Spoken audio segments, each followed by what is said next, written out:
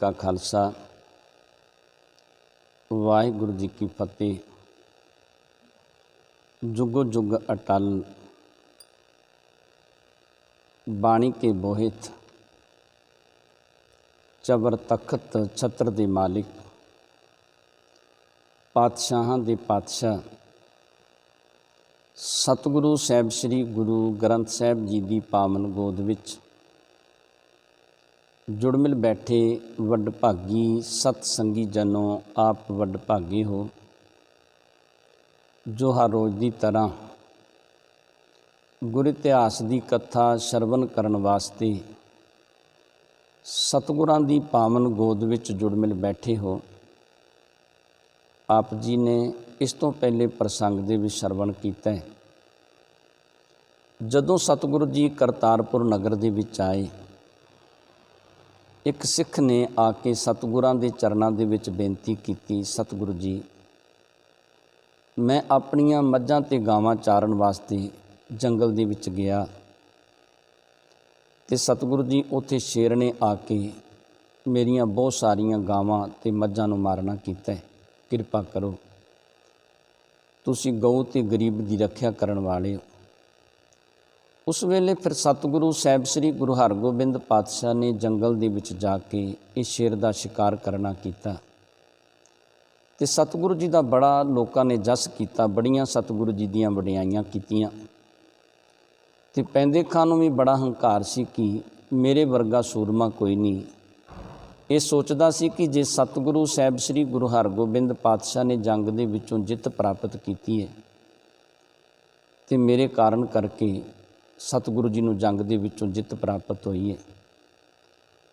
सतगुरु साहिब श्री गुरु हरगोबिंद पातशाह की हजूरी दे विच जिस तरह एक पठान चल के आउंदा है, जिस पठान नूं बादशाह ने अपनी नौकरी तो कढ़िया है, जिवें सतगुरु साहिब श्री गुरु हरगोबिंद पातशाह उन्होंने उपदेश बख्शिश करनगे, सो पावन जा श्रवण करन वास्ते अपनियां मन बिरतियां नूं इकागर करदिआं सतगुरां दे चरनां दे नाल जोड़दिआं उचारण करो सतनाम श्री वाहिगुरू साहिब जी।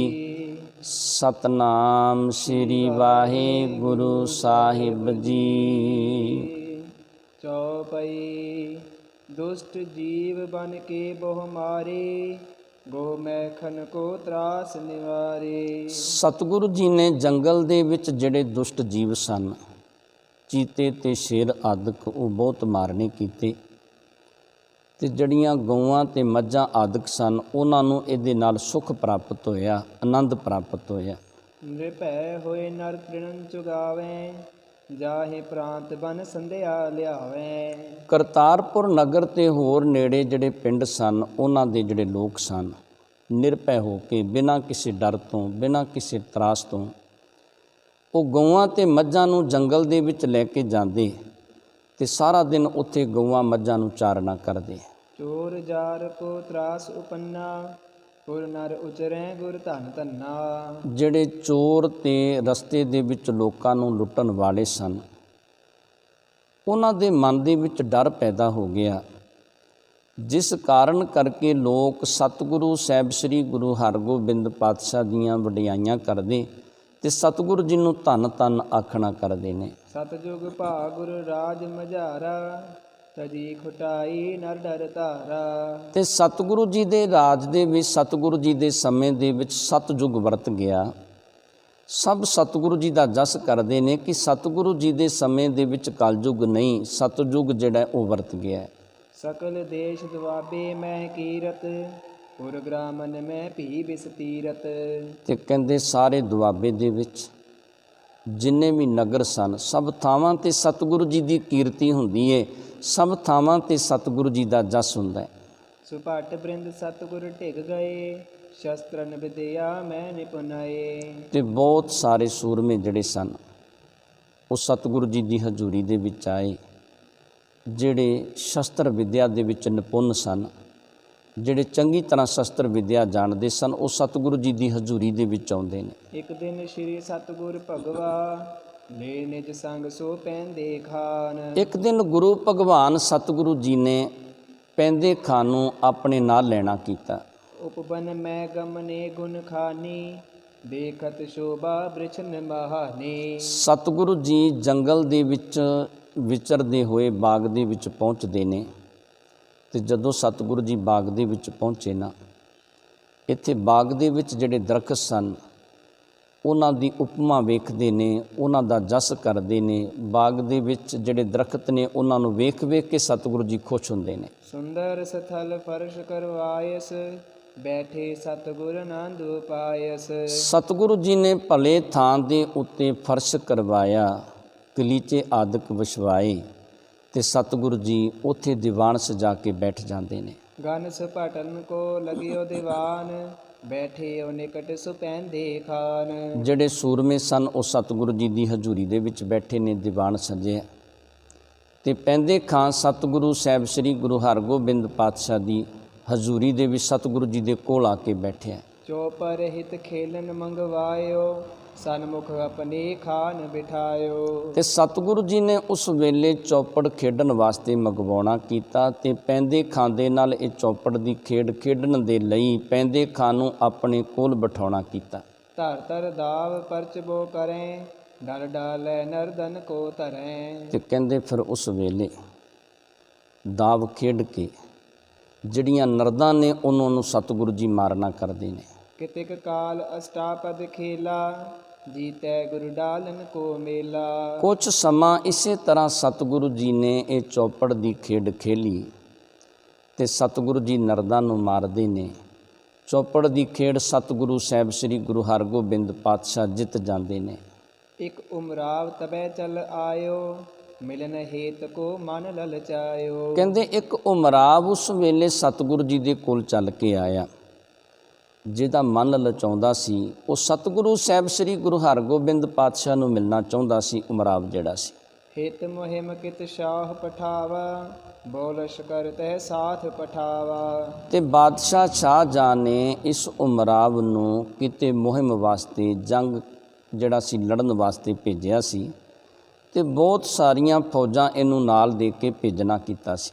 ਕਿਸੀ ਗਿਰੇਸ਼ੁਰ ਪਰ ਚੜ ਗਇਓ ਤਾਹਾ ਜਾਏ ਰਨ ਠਾਨਤ ਭਇਓ। ਤੇ ਕਿਸੇ ਕਹਿੰਦੇ ਪਹਾੜੀ ਰਾਜੇ ਦੇ ਉੱਤੇ ਇਹ ਮੁਹਿੰਮ ਲੈ ਕੇ ਗਿਆ ਤੇ ਉੱਥੇ ਜਾ ਕੇ ਇਸ ਉਮਰਾਵ ਨੇ ਉਸ ਪਹਾੜੀ ਰਾਜੇ ਦੇ ਨਾਲ ਜੰਗ ਸ਼ੁਰੂ ਕਰ ਦਿੱਤਾ। ਪਰਬਤੇਸ਼ ਤਬ ਕੀਨ ਲੜਾਈ ਖੜਗ ਤਫੰਗਨ ਮਾਰ ਮਚਾਈ। ਤੇ ਜਿਹੜਾ ਪਰਬਤ ਦਾ ਪਹਾੜ ਦਾ ਰਾਜਾ ਸੀ ਉਹਨੇ ਫਿਰ ਇਹਨਾਂ ਦੇ ਨਾਲ ਲੜਾਈ ਮਚਾਉਣੀ ਕੀਤੀ। ਉਹਦੇ ਕੋਲ ਤਾਕਤ ਜ਼ਿਆਦੀ ਸੀ, ਉਹਨੇ ਇਹਨਾਂ ਨੂੰ ਬਹੁਤ ਮਾਰਨੀ ਕੀਤੀ। ਬ੍ਰਿੰਦ ਤੁਰਕ ਸੰਘਾਰ ਭਗਾਏ ਠਹਿਰਿਓ ਗਇਓ ਨ ਤਰਾਸ ਉਪਾਏ। ਜਿੰਨੇ ਤੁਰਕ ਗਏ ਸਨ ਕੁਛ ਮਾਰ ਦਿੱਤੇ, ਕੁਛ ਡਰਦੇ ਮਾਰੇ ਹੋਏ ਜੰਗ ਛੱਡ ਕੇ ਦੌੜ ਜਾਂਦੇ ਨੇ। ਕੋਈ ਵੀ ਉਸ ਰਾਜੇ ਦੇ ਸਾਹਮਣੇ ਅਟਕ ਨਾ ਸਕਿਆ, ਉਸ ਰਾਜੇ ਦੇ ਸਾਹਮਣੇ ਕੋਈ ਖਲੋ ਨਾ ਸਕਿਆ। ਭਾਗੇ ਮਾਰ ਖਾਏ ਚਲ ਆਏ ਸ਼ਾਹਜਹਾਂ ਟਿਗ ਰੋਏ ਸੁਨਾਏ। ਜਿਸ ਵੇਲੇ ਉੱਥੋਂ ਮਾਰ ਖਾ ਕੇ ਡਰ ਕੇ ਭੱਜ ਆਏ ਤੇ ਬਾਦਸ਼ਾਹ ਸ਼ਾਹਜਹਾਂ ਦੇ ਕੋਲ ਆ ਕੇ ਇਹਨਾਂ ਨੇ ਰੋ ਕੇ ਉਹ ਜੰਗ ਦੀ ਵਿਥਿਆ ਸੁਣਾਈ ਕਿ ਕਿਵੇਂ ਉਸ ਰਾਜੇ ਨੇ ਸਾਡੀ ਬੇਪਤੀ ਕੀਤੀ, ਕਿਵੇਂ ਉਹਨੇ ਸਾਨੂੰ ਮਾਰਨੀ ਕੀਤੀ ਹੈ। ਕੋਪਿਓ ਸ਼ਾਹ ਸੁਨਤ ਰਣਹਾਰਾ ਬਾਰ ਬਾਰ ਉਮਰਾਵ ਤਿਕਾਰਾ। ਤੇ ਰਾਜਾ ਜਿਹੜਾ ਸ਼ਾਹਜਹਾਂ ਸੀ ਨਾ ਉਸ ਵੇਲੇ ਗੁੱਸੇ ਦੇ ਵਿੱਚ ਆ ਗਿਆ।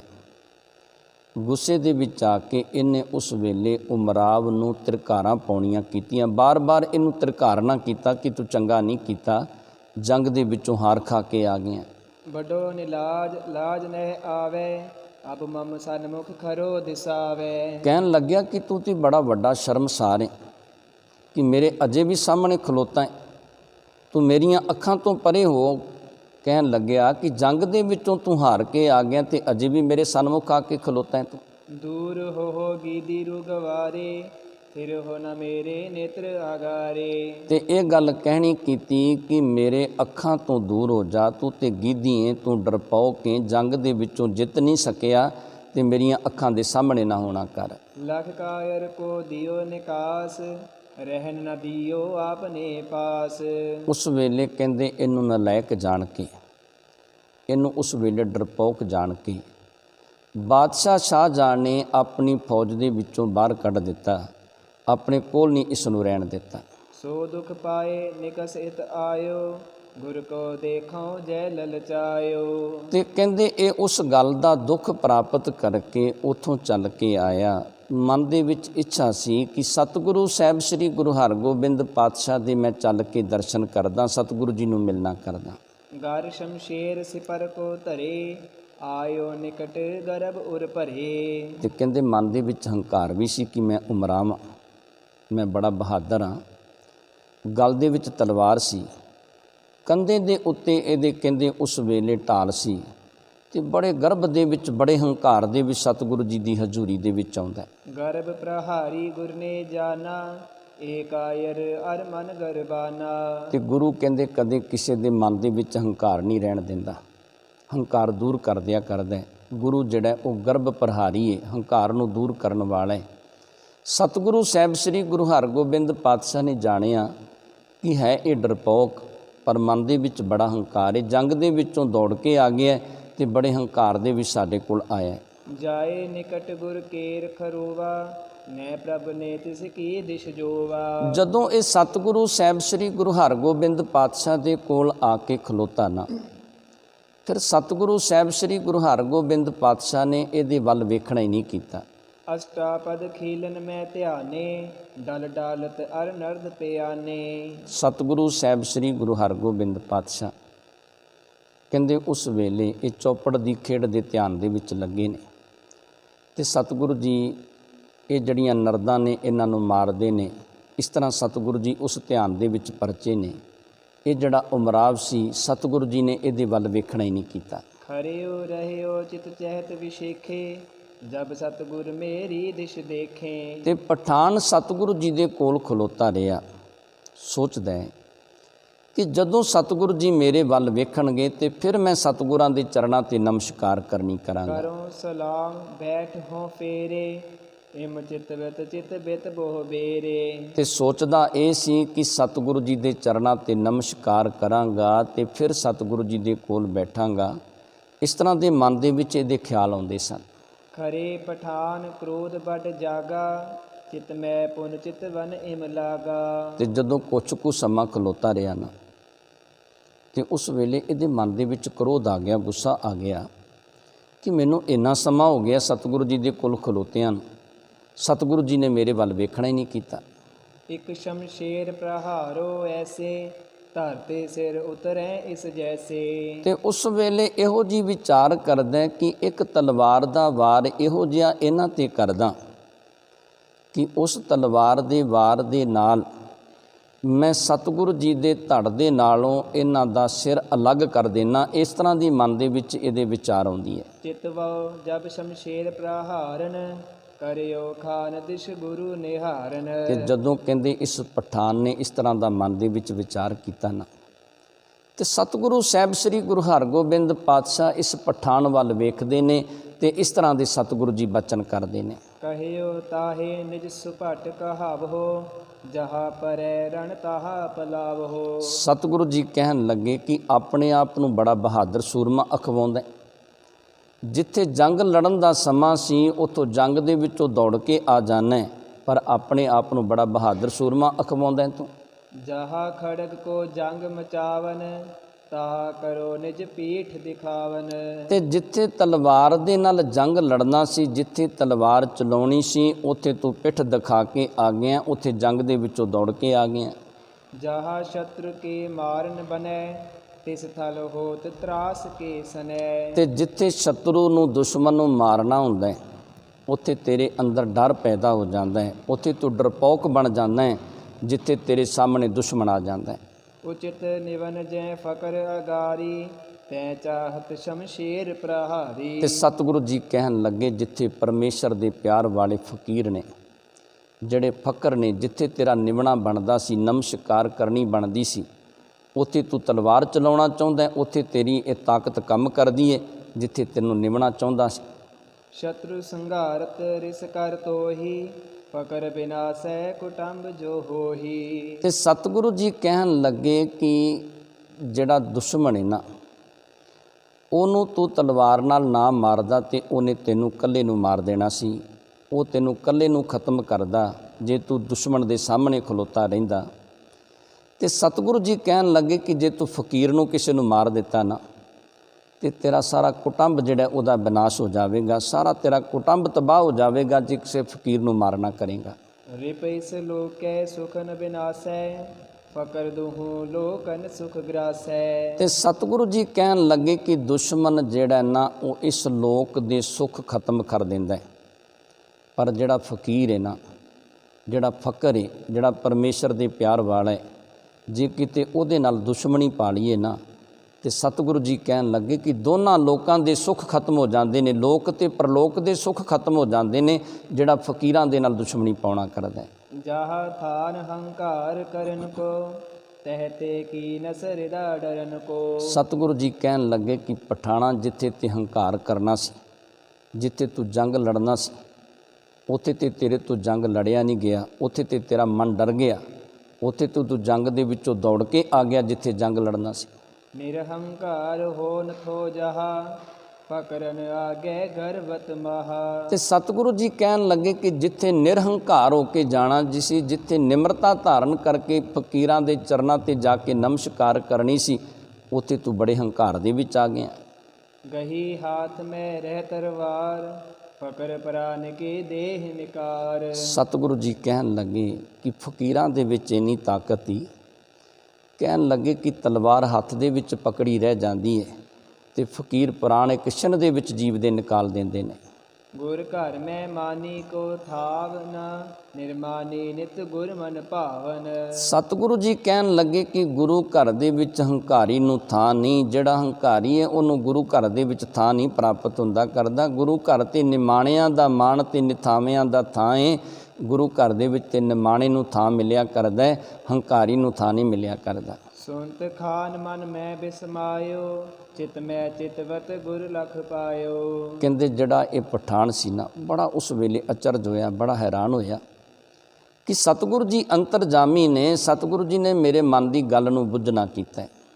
ਭਇਓ ਦੀਨ ਉਰਜੋਰੇ ਹਾਥ, ਭਰਿਓ ਅਗਾਰੀ ਟੇਕਿਓ ਮਾਥ। ਉਸ ਵੇਲੇ ਕਹਿੰਦੇ ਬੜੀ ਨਿਮਰਤਾ ਦੇ ਵਿੱਚ ਆ ਗਿਆ, ਦੋਨੋਂ ਹੱਥ ਜੋੜੇ ਇਸ ਨੇ ਪਠਾਨ ਨੇ ਸਤਿਗੁਰੂ ਜੀ ਦੇ ਚਰਨਾਂ ਤੇ ਆ ਕੇ ਇਹਨੇ ਨਮਸਕਾਰ ਕਰਨੀ ਕੀਤੀ।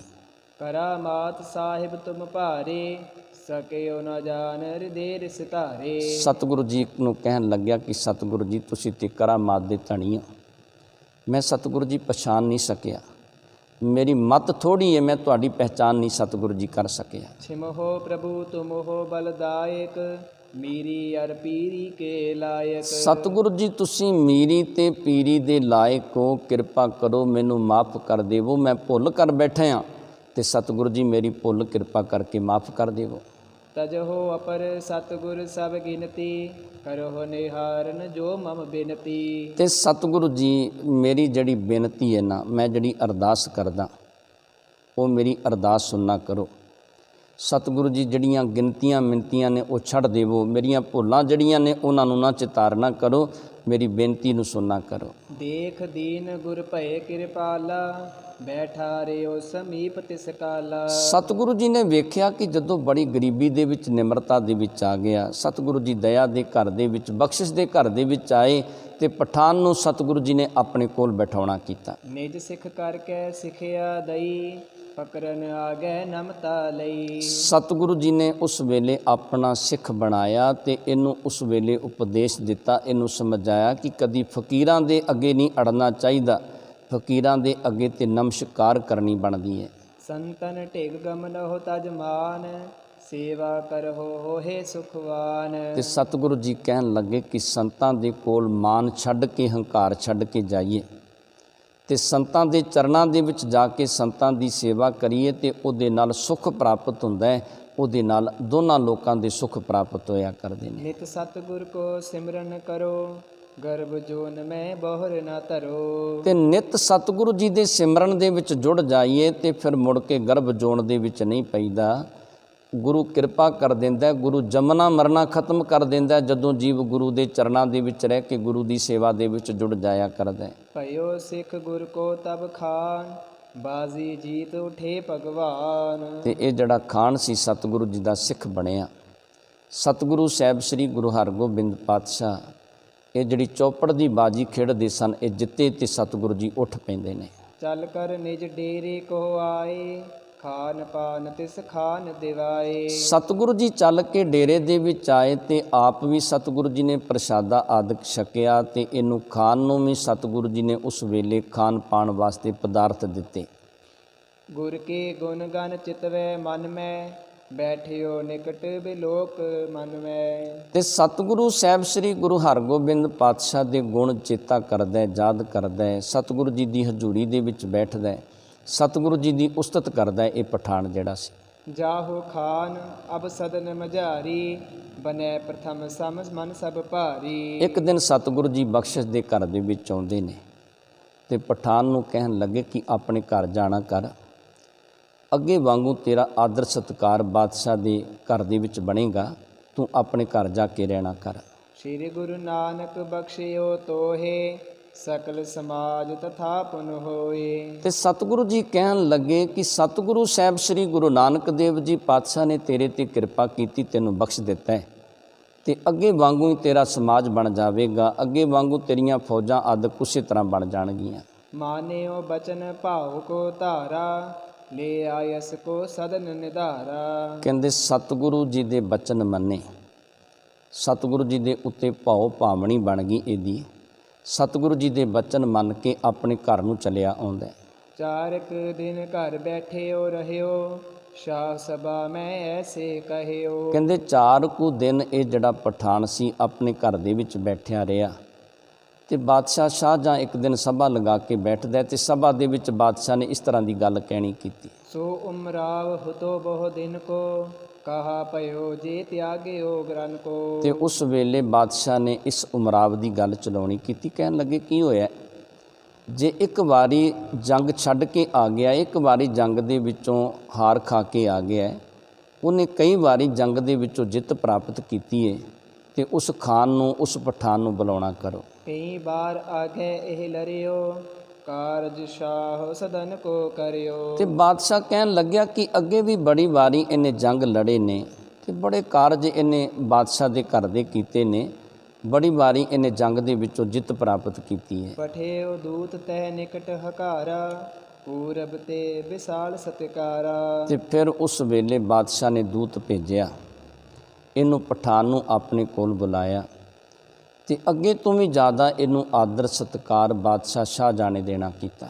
ਭਇਓ ਅਨਾਦਰ ਇਸ ਕੋ ਜਾਨਾ, ਮਨ ਸਭ ਬਖਸ਼ਿਓ ਤਬੈ ਮਹਾਨਾ। ਤੇ ਉਸ ਵੇਲੇ ਕਹਿੰਦੇ ਸ਼ਾਹਜਹਾਂ ਨੇ ਜਾਣਿਆ ਕਿ ਇਹਦਾ ਅਨਾਦਰ ਹੋਇਆ ਹੈ, ਉਸ ਕਰਕੇ ਅੱਗੇ ਤੋਂ ਵੀ ਵੱਡਾ ਇਹਦਾ ਮਨਸਬ ਬਣਾ ਦਿੱਤਾ, ਅੱਗੇ ਤੋਂ ਵੀ ਵੱਡਾ ਇਹਨੂੰ ਉਸ ਵੇਲੇ ਜਿਹੜਾ ਸੀ ਸਤਿਕਾਰ ਤੇ ਆਦਰ ਦੇਣਾ ਕੀਤਾ। ਗੁਰ ਕਰੁਣਾ ਤੇ ਮ੍ਰਿਗ ਭਾ ਸ਼ੇਰ, ਸਿਮਰਨ ਕਰਤਾ ਸਾਂਝ ਸੁਬਹੇਰ। ਗੁਰੂ ਦੀ ਕਰਨਾ, ਗੁਰੂ ਦੀ ਦਇਆ ਦੇ ਨਾਲ ਕਹਿੰਦੇ ਹੈ ਤੇ ਇਹ ਮਿਰਗ ਵਰਗਾ ਸੀ, ਪਰ ਗੁਰੂ ਨੇ ਕਿਰਪਾ ਕਰਕੇ ਇਹਨੂੰ ਸ਼ੇਰ ਬਣਾ ਦਿੱਤਾ। ਇਹ ਜਿਹੜਾ ਉਮਰਾਵ ਸੀ ਗੁਰੂ ਦੇ ਸਿਮਰਨ ਦੇ ਵਿੱਚ ਦਿਨ ਰਾਤ ਜੁੜਿਆ ਰਹਿੰਦਾ, ਹਰ ਵੇਲੇ ਸਤਿਗੁਰੂ ਜੀ ਦੀਆਂ ਵਡਿਆਈਆਂ ਕਰਦਾ, ਸਤਿਗੁਰੂ ਜੀ ਦਾ ਜਸ ਕਰਦਾ। ਤਿਮ ਸ਼੍ਰੀ ਹਰਗੋਬਿੰਦਪੁਰ ਬਾਸੇ, ਮਨ ਭਾਵਤ ਬਹੁ ਕਰੇ ਬਿਲਾਸੇ। ਇਸ ਤਰ੍ਹਾਂ ਸਤਿਗੁਰੂ ਸਾਹਿਬ ਸ੍ਰੀ ਗੁਰੂ ਹਰਗੋਬਿੰਦ ਪਾਤਸ਼ਾਹ ਇੱਥੇ ਕਰਤਾਰਪੁਰ ਨਗਰ ਦੇ ਵਿੱਚ ਵਸੇ ਨੇ ਤੇ ਮਨ ਭਾਉਂਦੇ ਸਤਿਗੁਰੂ ਜੀ ਬਿਲਾਸ ਕਰਦੇ ਨੇ। ਜਿਵੇਂ ਸਤਿਗੁਰੂ ਸਾਹਿਬ ਸ੍ਰੀ ਗੁਰੂ ਹਰਗੋਬਿੰਦ ਪਾਤਸ਼ਾਹ ਇੱਥੋਂ ਕਰਤਾਰਪੁਰ ਨਗਰ ਤੋਂ ਕੂਚ ਕਰਦੇ ਨੇ, ਸੋ ਪਾਵਨ ਜਸ ਕੱਲ੍ਹ ਦੇ ਪ੍ਰਸੰਗ ਦੇ ਵੀ ਸ਼ਰਵਣ ਕਰਾਂਗੇ। ਆਪ ਜੀ ਦੇ ਨਾਲ ਵਿਚਾਰਾਂ ਕਰਦੇ ਹਾਂ, ਅਨੇਕਾਂ ਪ੍ਰਕਾਰ ਦੀਆਂ ਭੁੱਲਾਂ ਗਲਤੀਆਂ ਹੋ ਗਈਆਂ ਹੋਣਗੀਆਂ, ਅਣਜਾਣ ਬੱਚੇ ਜਾਣ ਕੇ ਮਾफ़ ਕਰਨੀਆਂ। ਸੰਗਤ ਤੇ ਗੁਰੂ ਬਖਸ਼ਣ ਯੋਗ ਨੇ, ਬਖਸ਼ ਲੈਣਾ ਜੀ। ਵਾਹਿਗੁਰੂ ਜੀ ਕਾ ਖਾਲਸਾ, ਵਾਹਿਗੁਰੂ ਜੀ ਕੀ ਫਤਿਹ।